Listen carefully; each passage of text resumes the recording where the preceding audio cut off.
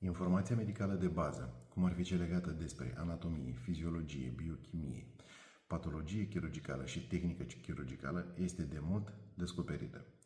Tot ceea ce s-a scris practic în ultimii ani, poate chiar zeci de ani, nu este altceva decât o reluare sub egida autorului, cu adiția personală a acesteia a acelorași informații, astfel încât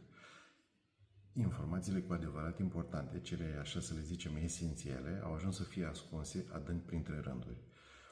Pentru a putea să le surprinzi, pentru a putea să te dezvolți și să înțelegi cu adevărat ceea ce se întâmplă în domeniile astea, este necesar să citești și să recitești fiecare capitol, să petreci multe ore punându-ți întrebări, încercând prin studiu individual să-ți lămurești problema. Dacă nu este posibil, adesea ne ajută discuții cu un mentor, cu cineva care a mers pe drumul acesta și a înțeles fenomenul, chintesența